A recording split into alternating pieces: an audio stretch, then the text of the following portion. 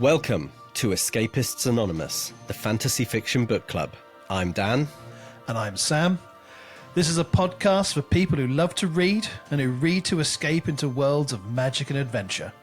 But don't let that adventure end when you finish your book. Join us on Escapists Anonymous to carry on the conversation.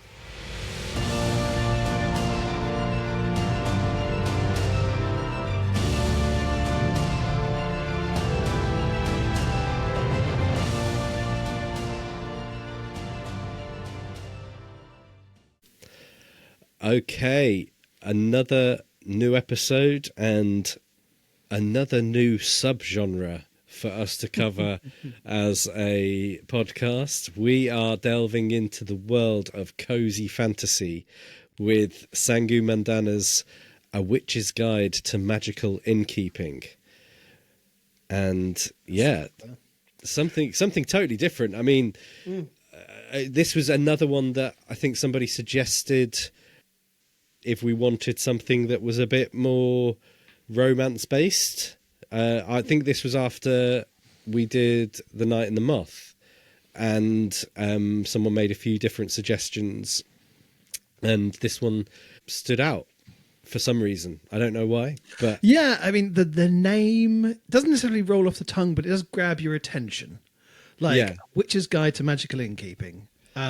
And, you know, as much as it does actually kind of cover a lot of what the book's about, it also doesn't necessarily doesn't tell you necessarily what what happens in the book. Right, so I guess my sort of headline here is, before we even do the blurb, is like, I absolutely loved this, but one of my only criticisms is the name of the book. Just like, I'm not sure that they couldn't have come up with something a little bit more, you know, appropriate. If we're doing superficial criticisms, I also don't love the cover. like this is not what I imagined the Batty Hole Inn to look like. Yeah. Not this. Like, I wanted more kind of higgledy-piggledy roof. This is a children's drawing of an inn. I wanted different angles. I wanted windows at weird spots. I wanted, it's just like, it looks too neat and tidy for what Batty Hole is supposed to be. Yeah. So, you know, like, yes, there we go. Superficial criticism's done. Let's talk about how much we enjoyed this book. Yeah, definitely. I mean, do you want to do a blurb quickly first? I do want to do. And then we'll jump into a discussion. Once, Sarah Swan was one of the most powerful witches in Britain. Then she resurrected her great-aunt Jasmine from the very recently dead, lost most of her powers, befriended a semi-villainous talking fox, and was exiled from her guild. Now she helps Jasmine run an enchanted inn in Lancashire, where she deals with their quirky guests' shenanigans and longs for a future that seems lost, until she finds about an old spell that could restore her power. Enter Luke Larson, handsome magical historian, who might have the key to unlocking the spell's secrets. Luke has no interest in the inn's madcap goings-on, and is even less interested in letting a certain bewitching innkeeper past his walls. So no one is more surprised than he is when he agrees to help. Running an inn, reclaiming lost power, and staying one step ahead of the watchful guild is a lot for anyone, but Sarah is about to discover she doesn't have to do alone, and that love might be the best magic of all. I mean, that's a rom-com trailer right there. Like one of those old 90s ones where it has a voiceover. Love might find you in all the wrong places. Yeah. I mean, it's that's like, it doesn't give loads gives you the setup away, but it gives you the setup, and I think it's fine, isn't it? And there's so much that, you know, like, because of the way that blurb is structured, like I say, like the trailer, your mind automatically goes so far along where this is going to end up, and for the most part, you'd be absolutely right. Like, there's a lot that's quite predictable about this book, but there's a lot to be said for when it's done incredibly well, and I'd say that it is done really well. Yeah, I mean, don't overthink it. Like, it's one of those, really. It's like, it would have, you could overcomplicate it. You could try and subvert expectations, but there's so much subverting expectations in modern fantasy literature. Sometimes you're subverting expectations by not subverting I like to be expectations. verted. Verted. Yeah. So yeah, I mean, like I said, I had an absolutely great time reading it. I thought just across the board, like the characters were absolutely Charming. like brilliant, charming, like lovable. The plot was relatively straightforward, didn't overcomplicate it, and left plenty of space for the kind of the relationship stuff to happen. Yeah. The really kind of the stuff that's supposed to hit you in the feels. And I think that maybe is like without having read any other cozy fantasy, could easily be a key feature of the genre, where it's like, don't overcomplicate the main plot, leave lots of space for the people to shine I within get it. the feeling that like the whole point of cozy fantasy is it's low stakes, big on reward for the reader. You know, there's often a bit of kind of like, you know, a bit of loss, but it's an earned loss. You know, like it's understandable. It really pays off well for those, you know, for the reader, and the characters grow as a result of their experience. All that kind of stuff. There's a lot of I imagine there's a lot of characters like Sarah who are like, have a, you know, a hard exterior but a heart of gold deep down inside, and just need to have that exterior chiseled away at over time by the right tall, handsome, you know.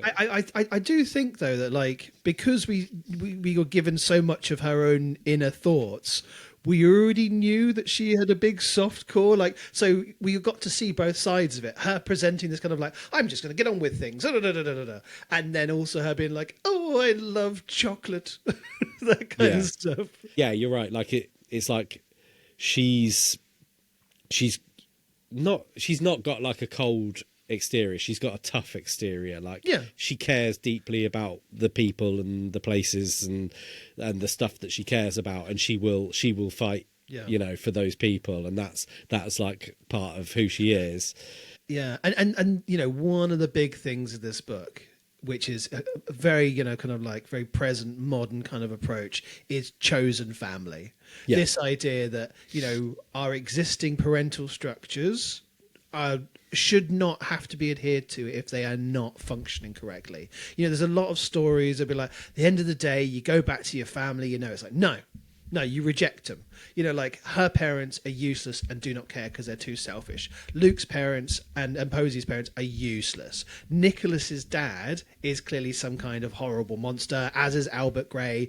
And all of them, when given a chance, eventually reject their parents and choose something new, something that works, something better. And I think that's a really lovely thing to have in this book. And, you know, everyone, I mean, it's very explicitly dealt with, you know, lots of characters just voicing it, being like, my dad's a complete jerk and I don't like him and I love you guys. And like Matilda being like, I was so repressed and I came here and now I love it, I can be myself. I think she says it like at least 2 times in the book on separate occasions, going, I couldn't be myself and I'm so happy here. You're like, great, cool, I get it, I understand. But I also don't mind you being explicit about it, because everyone talks about their feelings in this book, so like, it fits. Yeah.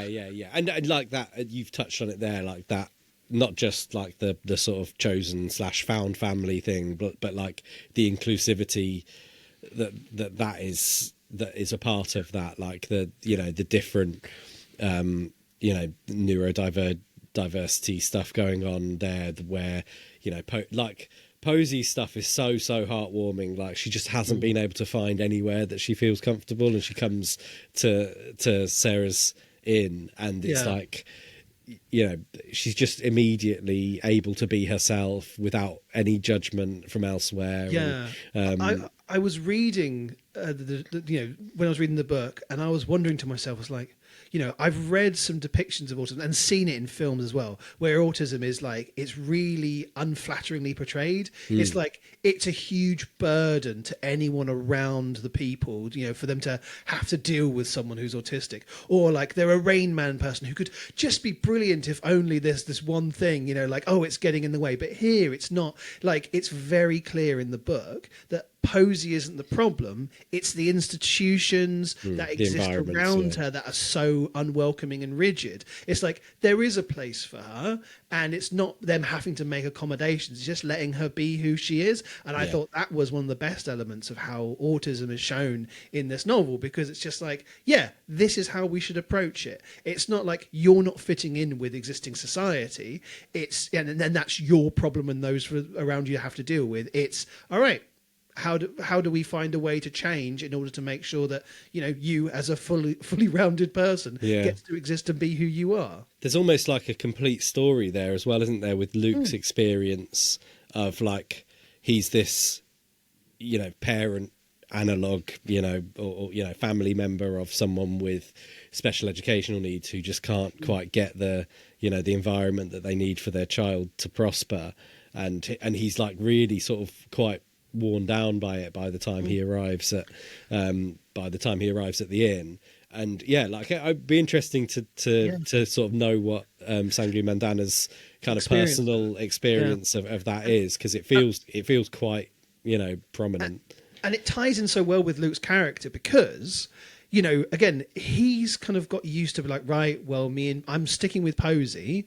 I'm worn down, not because of her, again, because I've had to carry the burden of dealing with all these institutions who reject her. And so I've had to like expect that I'm not going to put down roots. I've always got one foot out the door, because I'm so committed to making sure she has the happiest life possible. And again, he's not worn down by her autism. He's worn down by the fact that no one else wants to help support her and find an environment suitable for her until they get to Batty Hole and they can just, be themselves. And again, that's a really positive way to approach it, because there's so much inclination to be like, oh, it's all on, this child is such a burden. It's not. Everyone else is the burden here. Yeah. But the way, what's Sarah's nephew's name? Theo, the way he's just like absolutely amazing with her from the first moment. It's just like, you're part of the family now. And that's the thing that, like, over and over again, I was sort of emotionally moved by just these tiny little moments of like like Matilda offering to school Posey and all of that stuff was just like, this isn't, I'm not doing it like out of obligation or being forced or anything. This is just like, this is good people being good people. And like it just, I mean, throughout. So I guess we have early stages where obviously Jasmine dies, and then Sarah brings her back to life, which even the way that's told is like, it's so low stakes. It's like, Jasmine is her aunt.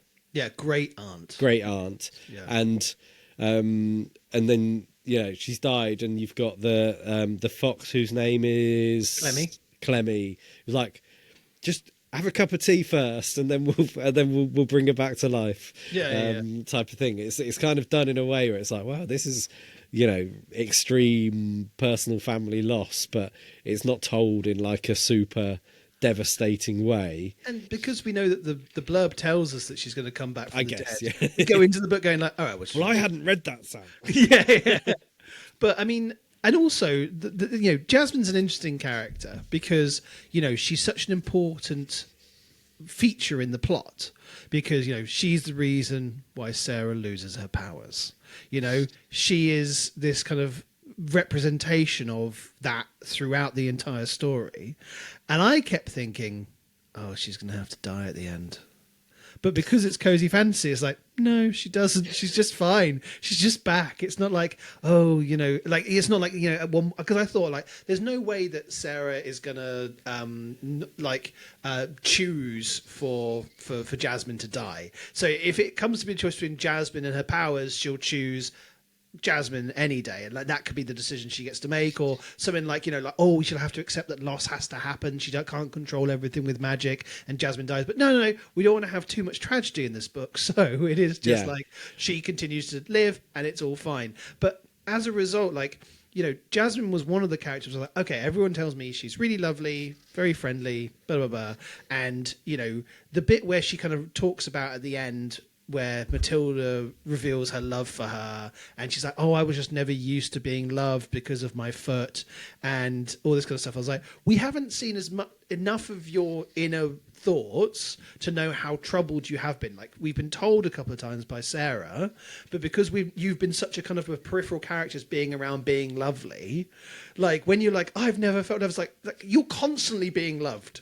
You were being loved constantly by everyone around you in this story, and everyone says how great you are. So for you to come and say, like, I just don't know what it is to be loved, it's like, how can you say that? Like, I get there's trauma from your parents rejecting you, but you currently and have existed in an environment that is incredibly loving. So for you to not get that Matilda loves you in that way verges on being like one of the slightly weak points for me. I was just like, do you think? I'm not sure, because I think I sort of interpreted that as she knows that kind of familial love, but that she'd written off the idea of ever having anyone kind of love her in a romantic context. Yeah. And she's so used to being like the caregiver, and in that role almost like maternally, that she falls into it automatically.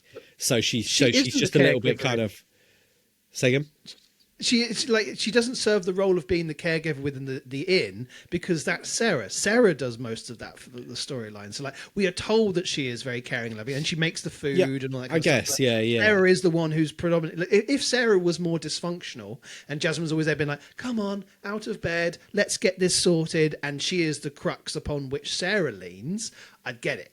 But she's not. She kind of like is this kind of, she's like, Sarah's doing so much around the inn. She's just like, I'm just chilling out, doing the bits that I want. I enjoy making the food. It's all good. You know, like there isn't that burden still upon her. But I still take your point. Like, you know, yes, it's never been romantic love, but we only have that bit open up at the end where she's like, oh, I just never expected this because I was so unloved because of my physical attributes. Like, if we'd have had a bit more of that in the story, then this wouldn't feel a bit kind of like, oh, right. Okay, so you still feel unloved. Got it. Right. But again, like, it is a very minor criticism because I was still completely on side with her and Matilda getting together. I was like that. Did I text you saying when I was driving, like just with tears streaming down my face? Yeah. That was that moment. Like, oh really? It was lovely. I was just gone. I was like, this is like the loveliest thing I've ever read. Like, obviously audio book, and I was just, but like there were several moments that I found equally moving. Very like, moving. None of them were particularly in relation to Sarah and Luke's romance, which felt like, you know, much more inevitable. Like, most of them were in relation to that kind of family, that wider family stuff, and like Posey's, you know, finding somewhere that she feels comfortable. Yeah, you know, the way that they just kind of band together and you know, accept each other's flaws and you know, champion each other through tough times. I'm probably being too critical about it. You're right. I need to soften my heart. Sam. Jesus. But I also, even at the end, when like all of the, like, it felt like a Shakespeare comedy, like loads of people are getting together and finding true love, and it's just like, oh, that's nice, but also it remains functional. And I was like, well, at least when I was reading it, because it's like, okay, with Matilda and Jasmine coming together, they can, you know, like they've enlarged her room so they can move in. There's still at least one room empty so they can actually have guests and it functions as an inn, because clearly no one's paying any money to stay there anymore. Now that Luke's in and like, you know, so and has moved out of Posey's sharing a room with Posey, so it's like, okay, yeah, there's still one space for it. There's a sequel coming where they're absolutely fucked financially. Like, we didn't think this through at all, guys. You're gonna have to go and get proper jobs, Nicholas. You can't just be a knight, mate. You're gonna have to go and get a job at the local supermarket or whatever. But essentially, it's funny that you say that. Like, I had a thought. I was like, this is like Love Actually, but, you know, brought up to date. It's, you know, that people getting together at the end and you know, except without the all of the problematic all the sort of problematic stuff. Early noughties political incorrectness. It's kind of it's just kind of, they should make a film of this, and I would watch it at Christmas. Oh yeah. Oh, absolutely heartwarming stuff. I mean, I feel like, you know, like, the romance, all the storylines of all the side characters, like Nicholas doesn't get too annoying, and because he all his like fealty stuff is nice, and then you find out the reason why. Actually, I think his storyline was so much more developed, because when you've got his dad being a jerk, it's like, okay, I completely get it, and it fits in with the themes of the failure of the kind of the standard familial structures. Like, he's fleeing the failure of his rich elitist family and going and living with people who are much more normal. And I feel that there's a real kind of like socialist message behind this book that's kind of like very gentle, but like you've got the elitist aristocracy being fully torn apart. It's been like all the elite families who want to hold on everything all the time, rejecting anyone who isn't from there, so that anyone with any magical ability can't ever succeed, all that kind of stuff. Like, I that really warmed my soul as well. Just being like, oh yeah, okay, here we go. Yeah, let's just talk about how horribly inbred the aristocracy is, please. Like, you've even got the not so subtle allusion to Jacob Rees-Mogg, because one of his double-barreled surnames is Mogg, isn't it? Like, yeah. I didn't even pick that up. Yeah. I mean, we haven't even touched on the sort of magical elements of. What did you think of the magic story. system? I mean, equally lovely. I think it's kind of, that whole. I mean, the idea that everyone experiences it in a different way, and for her, it's a sky full of stars, and and obviously for what's his name, Albert Gray, it's obviously something much more lightning, violent, and it's like a lightning storm behind his eyes, or whatever. Yeah, so like I thought that was very interesting, and we talked about, I can't remember which book we talked about it in, but where it's like, you don't have to go into too much detail about it. The more detail you go into, the more detail you have to go into. So it's just like, this is how Sarah experiences it. This is what we need to know. It's kind of a bit of an innate thing. Like, you've either got it or you haven't, and it's personal to each person. So therefore, we don't need to spend loads of time like going into the magical lore and history and whatever. I think there was a right level of it. It only serves to benefit this book to compare it to the magic in Catabasis, because that is like, they really try and delve into it too much, and it falls apart under inspection. Whereas here, you've even got magical academics, and there's the implication of like, oh, it can be studied and understood, and there is a kind of structure to it, and there's like different languages, so it's also a very international form of magic. It's not like ruled by a Western elite. Like, you have different chanting languages from around the world, and like, by it being personal, it can come from any different place, and all that kind of stuff. And I mean, the bit that again, that thing of, oh, you're either born with a magic or you're not, is this double-edged sword, because it can kind of be this thing of like, oh, you're chosen or you're not, and you just don't get to have magic through hard work. You can improve it, but you've still got a limit. But at the same time, that also goes against the idea that like, oh, it has to be in your blood, like you have a mistborn or something like that, where like, oh yeah, you have to be a member of these elite families, otherwise you just don't get it at all. So like, I thought that by keeping it loose enough and having so much of the magic ruled by feels, like, oh, you cast a spell by just thinking about it, and you understand how to grasp it and shape it and all those kinds of things. I was like, yep, that's just the right level for this kind of world as well, especially it went into too much detail. And the way she constructs a spell, it's personal. Like, when we say a strand of sunlight, it can mean anything that's related to you, and that's the mechanic we want for something where it's so emotionally based, because you don't want it to be like, oh, we have to go on a grand quest to get this very specific thing. And it even undermines that intentionally by having the essence of sunlight or whatever it was being smashed, being like, that's not how you do this. Just going for that, even though still had a personal connection because of her being imbued with it when she blinded everyone with her magical power. But it's still just like, no, it's not this. It's not, Eye of Newt, literally. Yeah.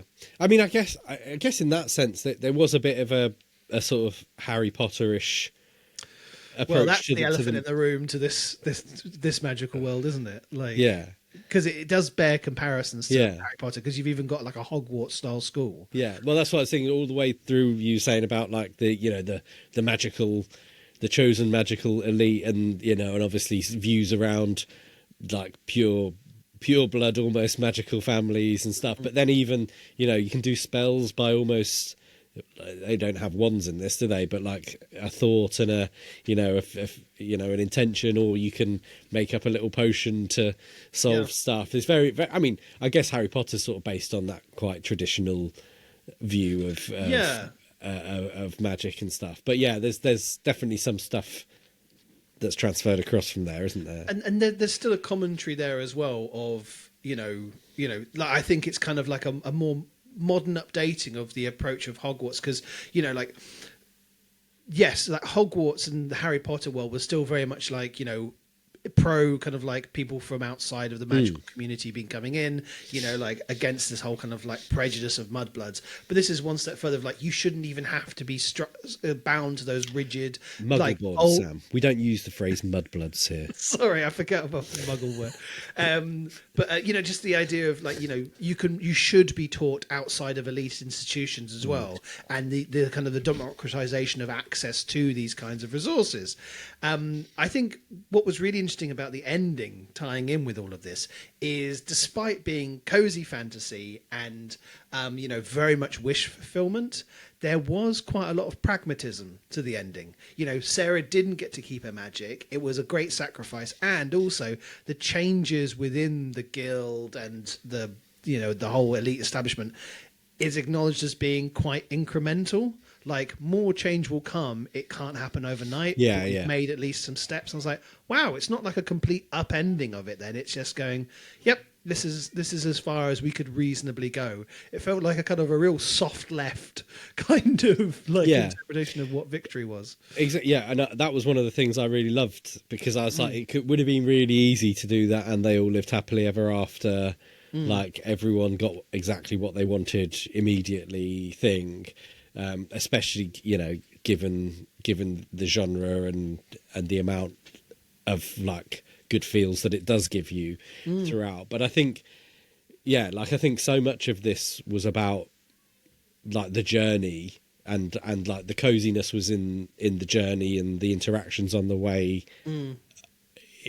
as much if not more like than it was in like where everybody ended up. I was wondering kind of when you had that kind of big standoff at the end where Albert Gray comes and they have the duel in the whatever it is back garden. I was like, oh, how's this going to play out? Because I just wasn't getting the feeling that anyone was going to die. Yeah, but did you get a sense that she was going to lose her magic? Like I got a real strong sense that was going to happen quite early in the novel, because everyone kept saying, you're more than just your magic. Sarah, like it's not the end of the world if you never get your magic back. There were so many mentions of that. I was like, okay, well, in some way she's going to have to compromise on it. Yeah, not until just before it happened. I was like, okay, yeah, because obviously they'd found that spell and stuff. Spell where it drains had your a magic. Conversation. It's like you can only take somebody else's magic if you if you lose your own or whatever. So I was like, okay, yeah, but no, like I mean, I guess that's usually a sign for me that I'm really enjoying a read, when I'm not trying to sort of unpick too much what the ending is ahead of time. I think sometimes it's a bit of a sign that I'm like, my head's outside of the story. If I'm like trying to be like, well, okay, well, obviously they're going to use that thing to, to be the thing that ends the story. Yeah. So I think it's a good sign for me that I didn't see it coming. Definitely. I think this was a book I got lost in. I read it very quickly. And also I've since lent it to someone else and they read it in 2 days. Really? Yeah. So it's and they absolutely loved it as well. So, it was a book where I was like, right, page, turn, more. And I think with the ending as well, we got quite a lot of the rewards that you'd want from the wish fulfillment. Like, you got to see Sarah at her full capacity, like the way with it, she's like, repair the chimney, I'm going to spend days sorting out all the long-term problems in this inn. And again, it's just, again, the story was so good for that. you know, when she has that chance, what she wants to do is just care for the inn, and then she gets called away to the guild where they're like, could you just break a curse and we're going to use it, and that realization of, oh, when I have these powers, this is going to be my life. I'm constantly going to be a pawn in larger political things, regardless of where I want to or not. Like, having this power is such a burden because I'm always going to be the go-to person for this. Yeah. And if Albert Grey is always going to be around, even like, you know, she knows when they break that curse, like, this is going to be a problem for me and not necessarily for them over there. He's petty. He's personal. He'll come after me and my family. And I like, you know, and again, Albert Grey, a very good antagonist, but I'll come to that in a second. But like, you know, this idea that you could see it building, that this magic is nothing but a problem, and really she will only be fully relaxed, like she's always wanted to be with the inn, when she learns to let go of the magic and not care about the fact that she doesn't have it anymore. You know? Yeah.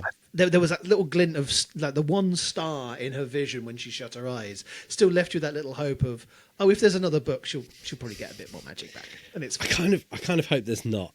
Yeah, I'm happy with this story. I loved it as a standalone. I mean, and yeah, if there is, then fine. But I don't think it needs anything more. I think coming on, you mentioned Albert Grey as a main kind of antagonist character, and I think we had the sort of theme of like fragile masculinity, which I think tied in quite nicely to some of the, you know, the positive environment created within the inn versus like, you know, the negativity of the, you know, of the whatever it's called, the Guild of Magic. And there's multiple references to it, like how, you know, the council is inherently male. Like, you can't and it's such an intrinsic part of it. All of these old, very rigid establishment institutions, they're inherently male as well. So, you know, it would have been weird to have a female antagonist, you know, take the, you know, be the primary antagonist at least, because that's not what these institutions are. They are Albert Grey and his fragile masculinity. Like his control of the magic is through fear and, you know, and intimidation and subjugation, rather than what Sarah is, which is love and embracing it and it being reciprocal. Yeah, you know. Yeah, it's like a diametrically opposing instincts, isn't it, between two sort of powerful witches? Are they all called witches? They're all witches. Yeah. Which is an interesting kind of gender. But the fact that the men have managed to dominate something that is intrinsically associated with women. And Albert Grey, what a jerk. What a really well done jerk. Yeah. Like, every single time he's in the scene, I'm just like, oh, God, I hate you. And when you find out about like how he went and like a child has lost her power and he was just like, everyone agree that she can't be helped. None of you are going to help her anymore. It's like, oh, he's so petty. Yeah.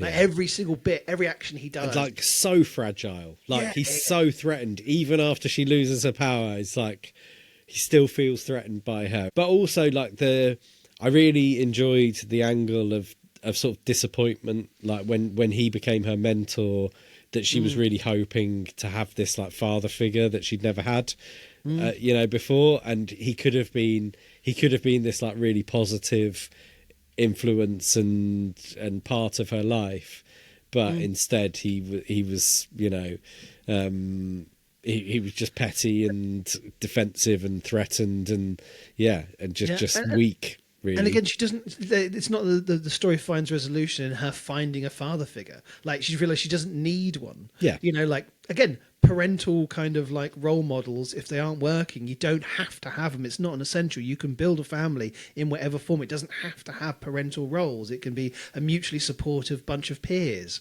Like, and that it's a very kind of nice way to do it. And, you know, I also, in the ending, after he's lost his power, like, you don't hear what he's doing or what he's up to. He just doesn't get mentioned again. I'm just like, great, because he's not of consequence. Like, you don't have to like, oh, but he'll be back, or he's off trying to build a new power base or figure out what he can do. It's like, nah, he's just done. He's get rid of him, out of it. Love it. Like, the other antagonists that were there were like, you know, I think we're intentionally, again, with the cozy fantasy, we're just very mild. Francesca, you know, starts off a bit selfish, but she does that because she's young and, you know, she's ruled by her father. Yeah. And it's about her actually trying to break out of it. And then Clemmy, who, you know, described, I think, quite appropriately in the blurb as semi-villainous, is that she's a member of that elite. And she's been, you know, always desperate to get back in, but she kind of learns her lesson at the end. And the stakes for her, like when she betrays them, it's not out of malice. It's about like just a bit of her own, you know, personal status, and her flaws fit really well with why she makes that decision. And her presence there at the end of her becoming the new chancellor, I was like, oh, that's an interesting one, because like, again, it's cozy, like she's not fully being punished, but she's almost verging on being rewarded because she found redemption in helping them out in the end by lunging herself at Albert Gray, you know, like it's, I think that's kind of quite an interesting thing for this kind of like full you know, redemption for someone who I think in another kind of book that wasn't quite so cozy, I think Clemmy would have had a bit more of a comeuppance. Yeah. Yeah, it's interesting because even with everything that happened, I didn't really have her on a list of antagonists. It felt like she just had a moment of weakness. I mean, yeah, I think you're absolutely right. She's part of that established order, and but it feels like she's such a victim, and it's so horrible to have your name like written out of family trees and you know all of that stuff that but yeah, she's obviously she's deeply flawed throughout, isn't she? You know, she's constantly trying to use Sarah or Theo or whoever it is to, like, you know, as a means to get her own or, like, you know, break this curse. And you could, it fits perfectly with what her main agenda is, that she would make that decision, and be naive enough to kind of believe that Albert Gray would, you know, break the curse for her. Yeah, and again, like, you know, it then falls down to Albert Gray again becomes the antagonist because it's through his lies. You know, she's betrayed by it as much as Sarah is. You know, him be like, "Of course I can help you. Yes, do this thing." It's like, "Was I ever going to help you? F no, whatever." You know, just and him, and it's just another reason to again bring her straight back into being sympathetic again, and another reason to hate Albert Gray all the more. But yeah, I think, you know, if there was a follow-on story, if it didn't focus on Sarah but stay within this world, I'd like Clemmy to remain a character, to see where she goes as, you know, the guild chancellor, the new Dumbledore. Yeah, well, and that's the thing, like with the whole Harry Potter vibe that we have going on, linked with it and stuff. I think, you know, I think this what she's created is a world where, like, there is quite a bit of depth. And, you know, to all the implications about how this world exists. And I'd love to have more takes of these outsider magic people, you know, living in a world where, you know, magic is still controlled by these quite, you know, malignant guilds and, you know, institutions. And, you know, yeah, just like alternative outsiders and how they use a magic based around this kind of system. Like, more of that. Yeah, that would be good. So the only other stuff I've got to really comment on is the writing, which I just thought was absolutely excellent throughout. And I think, I don't know whether, I think I sent you a message at one point saying I was really quite reminded of Terry Pratchett at certain times, like the humour in the writing and the sort of the willingness, I think, to be a bit silly. And not kind of be afraid, not trying to, you know, not trying to make everyone who's reading it take it too seriously. Yeah, you can't. Like, there's too many frivolous and funny things being thrown out, like lovely turns of phrases, incidental details as well. You know, like they're like I see the Terry Pratchett link, I do. I think as well, like hers is a much more kind of like whimsy. like the whimsy of her is I wrote down whimsy as well. Yeah, I think Terry Pratchett was often like comical, farcical, satirical. I don't think he ever verged on the level of whimsy that we're seeing here. Yeah. And I think, but again, I think the writing was also excellent. And she had very much her own voice. I think if I was to read another book by Sangu Mandana, I'd recognize it. And I think that speaks a lot to her skills, that she has a vibe that I felt was very distinctive even just from the one book, and I want more of that. Yeah, definitely. And also on the writing, did you catch the one thing that might have annoyed me? Oh God, was it when it switches to Luke? No, a couple of times. No, because we had Luke's perspective like pretty frequently throughout. Yeah. I'm clutching at straws here. So in like the penultimate chapter, all of a sudden it switches to Jasmine's perspective. Yeah, and I was like, "What? Where's this come from?" Yeah, because that's when she shut herself up in her room, right?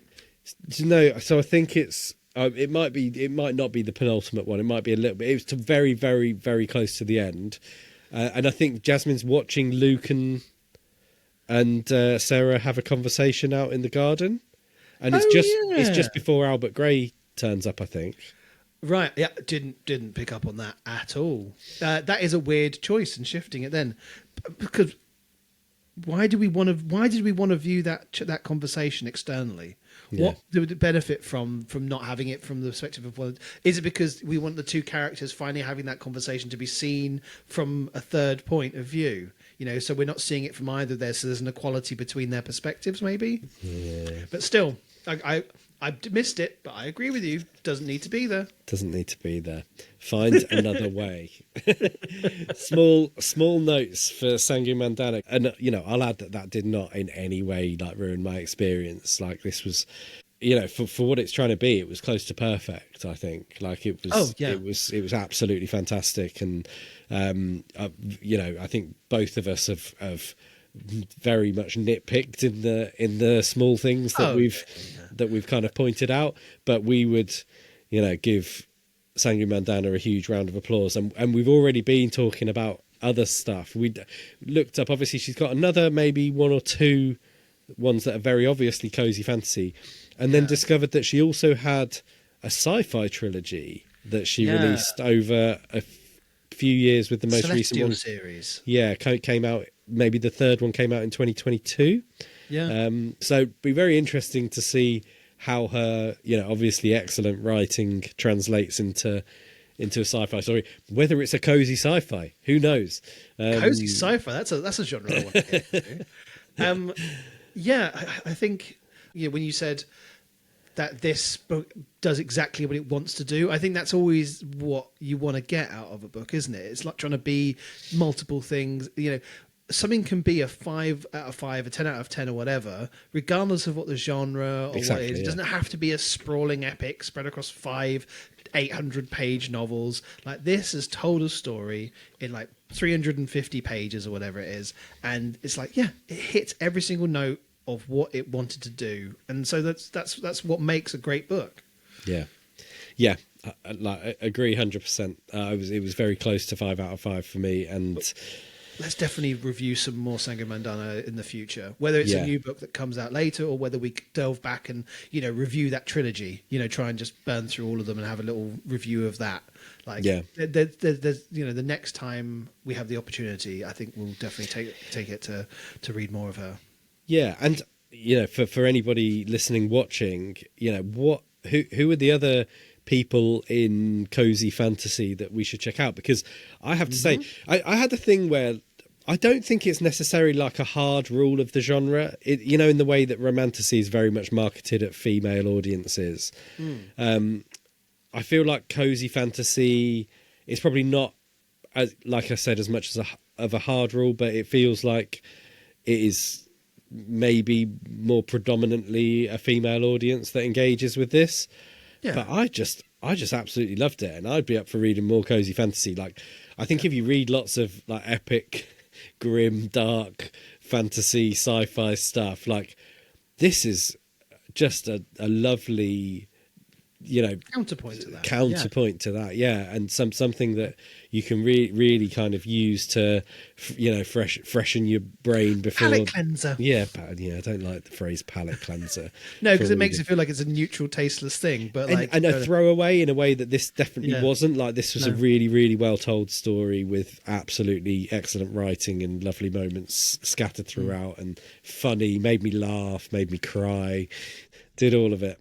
So yeah, give us some suggestions for cozy fantasy, cozy sci-fi. Is that a thing? tell us if there's any of that as well. And we want to hear your comments. Have you read Sangu Mandana stuff? Hopefully, if you've got this far in the episode, you've read this. Otherwise, we've just totally ruined it for you. But yeah, like, we want to know what you think of this book. Did you enjoy it as much as we did? Any other views? And in the next episode, we will be reviewing Jade City, the first book in the Greenbone saga by Fonda Lee, which has been on my to-be-read list for absolutely ages, and finally got round to reading it.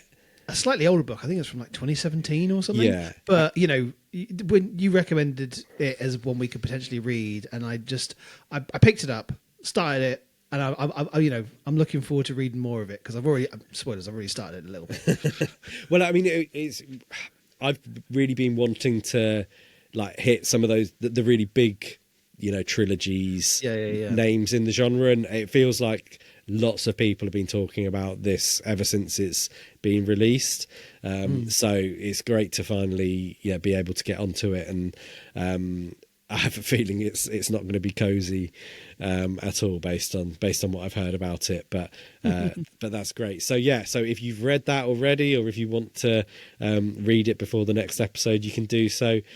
If you want to give us any comments, if you're watching on YouTube, head down below, leave a comment, like, subscribe while you're here. That always helps us out. If you're on any social media, Instagram, TikTok, Facebook, at Escapists Anonymous Pod, message, comment. We love to engage with you and hear your views, even if you disagree with us. In fact, it's even better when you disagree with us.